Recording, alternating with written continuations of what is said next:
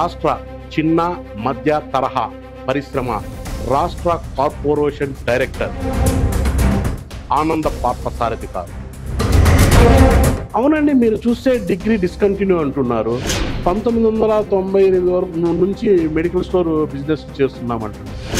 B Pharmacy చేయకుండా మీరు medical స్టోర్లు ఎలా పెడతారండి? నేను కేవలం ప్రొపరైటరీ ఫస్ట్.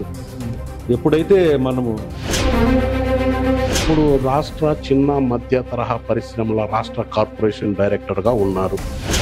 ఇప్పటి వరకు మదనపల్లె డివిజన్లో కానీ మన జిల్లాకు కానీ ఏం పరిశ్రమలు తెచ్చారు? కాస్త వివరించగలరా? పరిశ్రమలు అంటే ఎంఎస్ఎంఈ కింద ఫస్ట్ పాయింట్, మన రాష్ట్రం ఆర్థికంగా చితికిపోయినా కూడా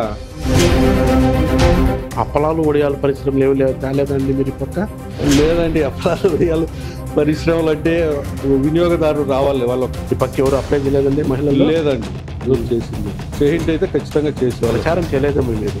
అప్పలాలు వడియాలు ప్రచారం చేసే దానికి కాదండి. ఇప్పుడు ఆల్రెడీ ఈ ప్రాంతంలో అనుకున్నంత పరిశ్రమలు రాలేదన్న ప్రచారం అవుతుంది. ఇందులో వాస్తవం ఎంత అంటారు? అనుకున్నంత 100% సిటిఎంలో వేసే వెంచర్స్లో అక్కడి నాయకులు ఇంత పర్సెంటేజ్ ఇవ్వాలని డిమాండ్ చేస్తున్నారన్న ప్రచారం ఉంది. ఇందులో వాస్తవం ఎంత అంటారు? అది కాదు నాగేశ్వరన్న, మీరు అడిగే క్వశ్చన్లో అయితే నిజాయితీ ఉంది. మా పంచాయతీలు అయితే ఒక లెక్కలో చెప్పాలంటే మోసపూరితంగా జరిగింది. మా పంచాయతీలు ఉన్నాయా?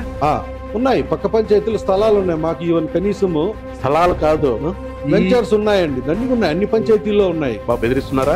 పెద్దవాళ్ళు చేస్తూ ఉన్నారు, తినేవాళ్ళు తింటా ఉన్నారు, చేసేవాళ్ళు ఉన్నారు. వీఆర్ జెన్యూన్ గా వాళ్ళు ఎలిజిబుల్ ఉండేవాళ్ళు. వాళ్ళకి ఇలేకపోతా ఉన్నామంటే ఒక నిజాయితీగా ఉండేవాడి మనిషి ఎంత బాధపడుతుందో కన్నుల్లో నీళ్ళు వచ్చిన సందర్భం కూడా ఉంది. ఇది వాస్తవం అంటే నేను ప్రమాణం చేసుకుంటే చెప్పగలను. చుట్టుపక్కల పంచాయతీల్లో ఇటువంటి అక్రమాలు అన్యాయాలు జరిగినప్పుడు ఎందుకు మీ మినిస్టర్ గారి దృష్టి కానీ ఎంపీ గారి దృష్టి కానీ తీసుకెళ్ళలేదంటారు?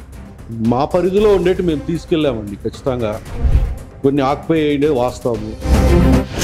చర్యలు తీసుకున్నారా? తీసుకున్నారు. కొన్నిటి మీద చర్య అయితే ఖచ్చితంగా తీసుకున్నారు.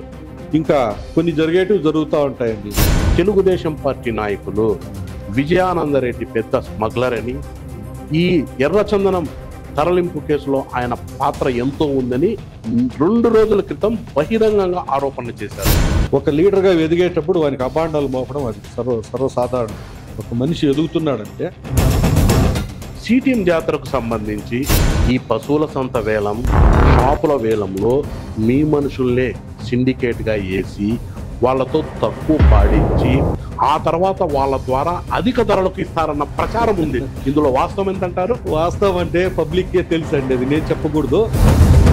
డీకేటీ భూమి సుమారు 10 కోట్ల విలువ చేసే డీకేటీ భూమిని ఆనంద పార్థసారథి గారు ఇటీవలే పట్టా చేసుకున్నారన్న ప్రచారం ఉంది. ఇందులో ఎంతవరకు వాస్తవం అంటారు? ఇంకెవరైనా ఆనంద పార్థసారథి రెండో పార్థసారథి ఎవరైనా ఉంటే చేసుకుంటే చెప్పలేం, కానీ మాకుంది 682 683 సర్వే నెంబర్తో కూడా చెప్తున్నా. ఇప్పుడు కూడా రికార్డ్స్ మీకే పంపిస్తాను. ఎలా వచ్చింది, ఎవరి నుంచి వచ్చింది అనేది మీరు చూడండి.